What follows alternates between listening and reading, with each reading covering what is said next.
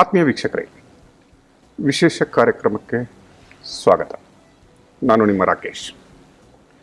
ಕಳೆದ 25 ಮಧ್ಯಾಹ್ನ 12:15 ಆಲ್ಮೋಸ್ಟ್ ಇವತ್ತಿನವರೆಗೆ ಕರ್ನಾಟಕದ ಎಲ್ಲ ಮಾಧ್ಯಮಗಳಲ್ಲಿ, ಎಲ್ಲ ಪೇಪರ್ಗಳಲ್ಲಿ, ಮನೆಗಳಲ್ಲಿ ಚರ್ಚೆ, ಮಾತು,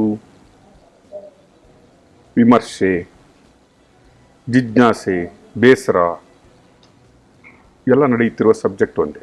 it is not only Karnataka. ಇಂಡಿಯಾದ ಎಲ್ಲೇ ಮೀರಿ ಇಂಟರ್ನ್ಯಾಷನಲ್ ಡಿಸ್ಕಷನ್ ಆದಂತಹ ನ್ಯೂಸ್. ತದನಂತರ ಒಂದು ರೀಜನಲ್ ಚಾನಲ್ ನ್ಯೂಸ್ಗೆ ಭಾರತ ದೇಶದ ಪ್ರಧಾನಮಂತ್ರಿ, ಭಾರತ ದೇಶದ ಗೃಹ ಮಂತ್ರಿಗಳೂ ಬಂದು ಸ್ಟೇಟ್ಮೆಂಟ್ ಮಾಡಿದಂತಹ ನ್ಯೂಸ್. ಯಾವುದು ಒಂದು ಆಗಬಾರದಿತ್ತು ಅದು ಕರ್ನಾಟಕದ ಹಿರಿಯ ರಾಜಮನೆತನದ ಮನೆಯಲ್ಲಿ ಆಗೋಗಿದೆ. ಆ ಮನೆಯ ಕುಡಿ ಅದನ್ನು ಮಾಡಿದ್ದಾನೆ. ವಿಪರ್ಯಾಸ ಅಂದರೆ ಅದೇ ಮನೆಯ ಹಿರಿಯ ಜೀವಗಳು ಇವತ್ತು ಅದನ್ನು ಸಮರ್ಥಿಸಿಕೊಳ್ಳುವ ರೀತಿಯಲ್ಲಿ ಮಾತನಾಡ್ತಾ ಇರೋದು. ಇನ್ನೊಂದು ಕಡೆ ಯಾವ ಒಂದು ಪಿಡುಗಿಗೆ, ಸಂತ್ರಸ್ತರಿಗೆ ನಾವು ನ್ಯಾಯ ಕೊಡಿಸಬೇಕು ಅಂತ ಹೋರಾಟದಲ್ಲಿರುವಾಗ ಅದಕ್ಕೆ ರಾಜಕೀಯ ಬಣ್ಣಗಳು ಬಂದಿರೋದು. ತೂತು ಮೈ ಇಂದ ಹೋಗಿ ಬಹುವಚನದಿಂದ ಏಕವಚನಕ್ಕೆ ಬಂದು ಈಗ ಇಡೀ ದಿನದ ಪ್ರೆಸ್ ಕಾನ್ಫರೆನ್ಸ್ಗಳು ಆಗಲಿ, ಮೀಟಿಂಗ್ಗಳಾಗಲಿ, ಇನ್ಸ್ಟೆಡ್ ಆಫ್ ಸಂತ್ರಸ್ತರಿಗೆ ನ್ಯಾಯ ಕೊಡಿಸುವ ಬದಲು ಈ ಪೆನ್ ಡ್ರೈವ್ಗಳು ಯಾವ ರೀತಿ ಡಿಸ್ಟ್ರಿಬ್ಯೂಟ್ ಆಯಿತು ಅನ್ನುವ ರೀತಿಯ ಮಟ್ಟದಲ್ಲಿ ಬೆಳವಣಿಗೆ ಆಗಿದೆ. ತದನಂತರದ ಬೆಳವಣಿಗೆಗಳಲ್ಲಿ ಇದು SIT ಕಾಂಗ್ರೆಸ್ನ ಅಥವಾ ಇಲ್ಲಿಯ ಗವರ್ಮೆಂಟ್ನ ಮುಖವಾಡ. SITಯ ಮೇಲೆ ನಮಗೆ ನಂಬಿಕೆ ಇಲ್ಲ, ಇದನ್ನು CBIಗೆ ವರ್ಗಾವಣೆ ಮಾಡಬೇಕನ್ನುವ ಹಕ್ಕೊತ್ತಾಯ.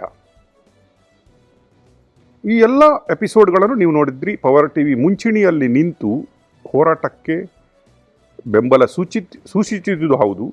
ಇವತ್ತಿನವರೆಗೆ ನಾವು ಆ ಹೋರಾಟದಲ್ಲಿ ಇರುವುದು ಹೌದು.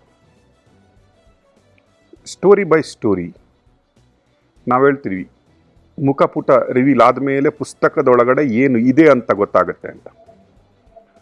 ಮುಖಪುಟ ಓಪನ್ ಆದ ಕೂಡಲೇ ಸಂಪಾದಕರ ಮಾತು, ಯಾರು ಬರೆದಿರ್ತಾರೆ ಅವನು ಬರೆದಿರ್ತಾನೆ ಈ ಬುಕ್ಕಿನ ವಿಮರ್ಶೆ ಏನು ಅಂತ. ಹಿಂದಿನ ಪೇಜಲ್ಲಿ ವಿಮರ್ಶಕರು ಬರೆದಿರ್ತಾರೆ ಈ ಬುಕ್ಕನ್ನು ಓದಿದ ಮೇಲೆ ನನಗೆ ಏನು ಅನಿಸ್ತು ಅಂತ. ಅದರ ಮಧ್ಯದಲ್ಲಿರುವ ಕತೆ ಇದೆ ಅಲ್ವಾ, ಅದು ಕೆಲವೊಮ್ಮೆ ಸ್ವಾರಸ್ಯವಾಗಿರುತ್ತೆ, ಕೆಲವೊಮ್ಮೆ ಬೇಜಾರು ಅನಿಸುತ್ತೆ, ಕೆಲವೊಮ್ಮೆ ಹೀಗೂ ಉಂಟೆ ಅಂತಲೂ ಅನಿಸುತ್ತೆ. ಸೊ ಬೈ ಪೇಜ್ ರಿವೀಲ್ ಆಗುವ ಸ್ಟೋರಿಯಲ್ಲಿ ನಮಗೆ ಅನಿಸಿದ್ದು ಈ ಥರನೂ, ಈ ರೀತಿನೂ, ಹೀಗೂ ಇಷ್ಟು ಟೆಕ್ನಾಲಜಿ, ಇಷ್ಟು ಪ್ರಜ್ಞಾವಂತ, ಇಷ್ಟು ಎಜುಕೇಟೆಡ್ ಸೊಸೈಟಿಯಲ್ಲಿ ಈ ರೀತಿಯೂ ಒಂದು ರಾಜ ಮನೆತನ ಅಂತ ನಾವು ಏನು ಹೇಳ್ತೀವಿ, ಅವರ ಮನೆತನದಲ್ಲಿ ಇದನ್ನು ಮಾಡಬಹುದಾ ಎನ್ನುವ ಕ್ವೆಶ್ಚನ್ ಮಾರ್ಕ್ನೊಂದಿಗೆ ನಾವು ಈ ಸ್ಟೋರಿಯನ್ನು ಕಂಟಿನ್ಯೂ ಮಾಡಿದ್ದೀವಿ. ಈ ಸ್ಟೋರಿಯಲ್ಲಿ ಕೆಲವರು ಹೀರೋಗಳು, ಕೆಲವರು ವಿಲನ್ಗಳು. ನೀವು ಸ್ಟೋರಿಯಲ್ಲಿ ನೋಡ್ತೀರಿ, ಹೀರೋಗಳು ಅಂತ ಕೆಲವರು ಬಿಂಬಿಸುವುದು ನಮ್ಮ ಡ್ರೈವರ್ ಕಾರ್ತಿಕನ್ನು. ಅವನಿಂದಾಗಿ ಬಿಡುಗಡೆ ಆಯಿತು, ಈಗಲಾದರೂ ಕೆಲವರಿಗೆ ಗೊತ್ತಾಯಿತು ಅಂತ. ಕೆಲವರು ಅದೇ ಕಾರ್ತಿಕನ್ನು ವಿಲನ್ ಅಂತ ಹೇಳೋದು. ಆ ಪೆನ್ ಡ್ರೈವ್ಗಳನ್ನು ಸಂತ್ರಸ್ತೆಯರ ಮುಖ ಮರೆಮಾಚದೆ ಅವರ ಫ್ಯಾಮಿಲಿಯ ಬಗ್ಗೆ, ಅವರ ಮಕ್ಕಳ ಬಗ್ಗೆ, ಅವರ ಗಂಡನ ಬಗ್ಗೆ, ಅವರ ಊರಿನ ಬಗ್ಗೆ ಏನನ್ನು ಅನಿಸಿದೆ, ಪೊಲಿಟಿಕಲಿ ಲಾಭಕ್ಕಾಗಿ ಅದನ್ನು ಹಂಚಿದ್ರು ಅನ್ನುವ ಒಂದು. ತದನಂತರ ಇದರಲ್ಲಿ ಇನ್ನೊಬ್ಬರು ಹೀರೋ ಕಾಣಿಸ್ಕೊತಾರೆ. ತನ್ನನ್ನು ತಾನೇ ಹೀರೋ, ನಾನೇ ಈ ಜಗತ್ತಿಗೆ ಇಂತಹ ಒಂದು ಸತ್ಯವನ್ನು ಹೊರಗಡೆಯಲು ಅವತರಿಸಿದಂತಹ ಮಹಾಪುರುಷ. ರೇವಣ್ಣ ಮತ್ತು ಪ್ರಜ್ವಲ್ ಮತ್ತು ದೇವೇಗೌಡರ ಕುಟುಂಬದ ಪರಮಶತ್ರು ನಾನೇ. ಅವರು ಅನಾಚಾರಿಗಳು, ಅನಾಗರಿಕರು, ವ್ಯಭಿಚಾರಿಗಳು, ಅತ್ಯಾಚಾರಿಗಳು. ನಾನೊಬ್ಬ ಸುಸಂಸ್ಕೃತ, ನಾನು ಸಾಮಾಜಿಕ ಕಾರ್ಯಕರ್ತ, ನನ್ನಿಂದಾಗಿಯೇ ಇದನ್ನು ಸಮಾಜವನ್ನು ತಿದ್ದಲಿಕ್ಕಾಗಿಯೇ ನಾನು ಬಂದಿರೋದು ಅಂತ ತನ್ನನ್ನು ತಾನೇ ದೇವಮಾನವ ಅಂತ ಬಿಂಬಿಸ್ಕೊಳ್ಳೋರು ಒಬ್ಬರು. ಅವರು ಪ್ರಧಾನಮಂತ್ರಿಗಳಿಗೂ ಲೆಟರ್ ಬರೀತಾರೆ, ಗೃಹ ಮಂತ್ರಿಗಳಿಗೂ ಲೆಟರ್ ಬರೀತಾರೆ, BJPಯ ರಾಜ್ಯಾಧ್ಯಕ್ಷರಿಗೂ ಲೆಟರ್ ಬರೀತಾರೆ, ಪ್ರೆಸ್ ಕಾನ್ಫರೆನ್ಸ್ಗಳನ್ನು ಮಾಡ್ತಾರೆ. ನಾನು ಈ ಸಿಡಿಯನ್ನು ಹಾಸನದ ಸರ್ಕಲಲ್ಲಿ LED ಹಾಕಿ ತೋರಿಸ್ತೀನಿ ಅಂತ ಹೇಳ್ತಾರೆ. ತದನಂತರ ಈಗ ಪ್ರಚಾರದಲ್ಲಿ ಬರ್ತಾರೆ ಪ್ರೆಸ್ ಕಾನ್ಫರೆನ್ಸ್ಗಳ ಮೂಲಕ, ಇಂಟರ್ವ್ಯೂಗಳ ಮೂಲಕ.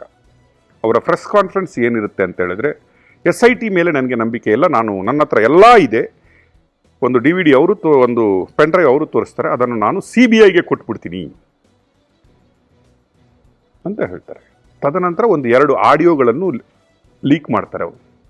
DK ಶಿವಕುಮಾರ್ ಅವರು ನನ್ನ ಹತ್ರ ಮಾತಾಡಿದರು ಅನ್ನುವ ಆಡಿಯೋನು ಬಿಡ್ತಾರೆ.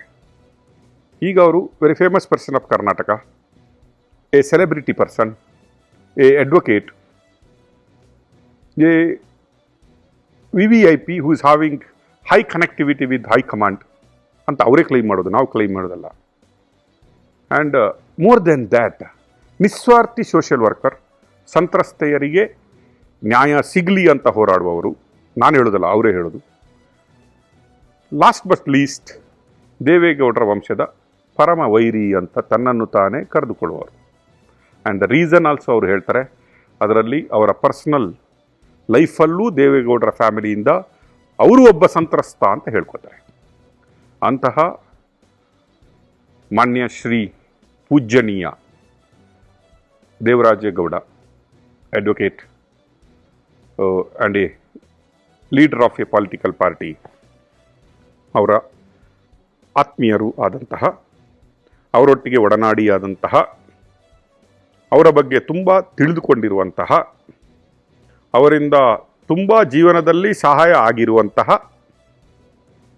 ಅವರ ಆತ್ಮೀಯರಾದಂತಹ ಒಬ್ಬರು ಮಹಿಳೆ ತಾಯಿ ನಮ್ಮೊಟ್ಟಿಗೆ ಇವತ್ತು ಪವರ್ TVS ಸ್ಟುಡಿಯೋದಲ್ಲಿದ್ದಾರೆ.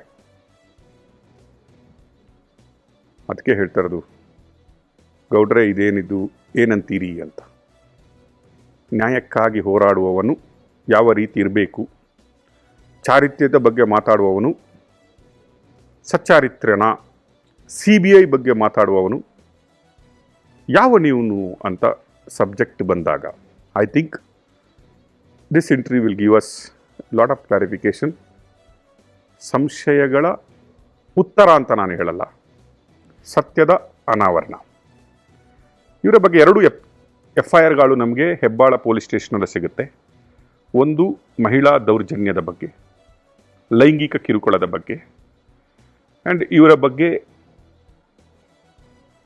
ಜೀವ ಬೆದರಿಕೆಯ ಒಂದು ಕಂಪ್ಲೇಂಟ್ ಆದರೆ, ಇನ್ನೊಂದು ಅಟ್ರಾಸಿಟಿ ಕೇಸ್ ಇವರ ಮೇಲೆ ದರ್ಜೆ ಆದಂತಹ 2 FIRಗಳು ಸಿಗುತ್ತೆ. ಸೇಮ್ ಟೈಮ್ ದೇವರಾಜೇಗೌಡರು ಇವರ ಮೇಲೆ, ಅವರ ಆತ್ಮೀಯರ ಮೇಲೆ ಮಾಡಿದಂತಹ ಒಂದು FIR ಹಾಸನದಲ್ಲೂ ಅದು ಸಿಗುತ್ತೆ. ಇವತ್ತು ಬನ್ನಿ, ಅವರ ಆತ್ಮೀಯರು ನಮ್ಮೊಟ್ಟಿಗಿದ್ದಾರೆ. ಮಹಿಳೆ ಸಂತ್ರಸ್ತೆಯ ಏನು ಅಂತ ನೀವು ಸ್ಟೋರಿಯ ಎಂಡಲ್ಲಿ ಡಿಸೈಡ್ ಮಾಡಿ. ಅಮ್ಮ, ನಿಮಗೆ ಕಾರ್ಯಕ್ರಮಕ್ಕೆ ಸ್ವಾಗತ. ನಿಮ್ಮ ಮೇಲೆ ಒಂದು FIR, ನೀವು 2 FIR ದರ್ಜೆ ಆಗುತ್ತೆ.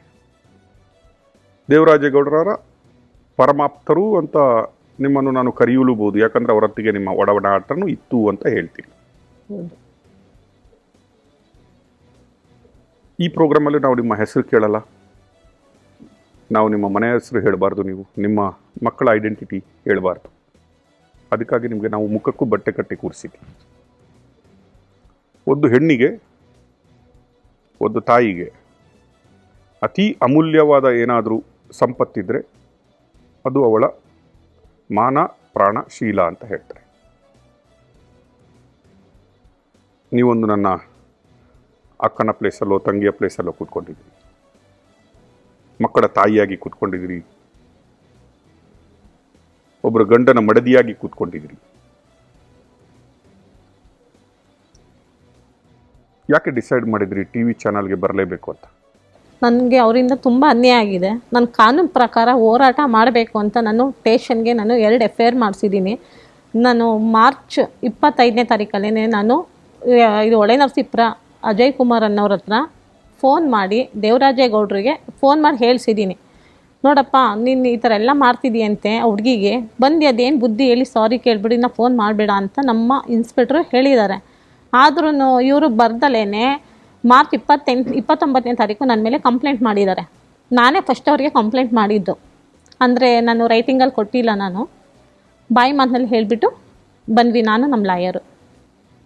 ಇವ್ರು ಈ ಥರ ಮಾಡ್ತಾರೆ ಅಂತ ನಮಗೆ ಗೊತ್ತಿರಲಿಲ್ಲ.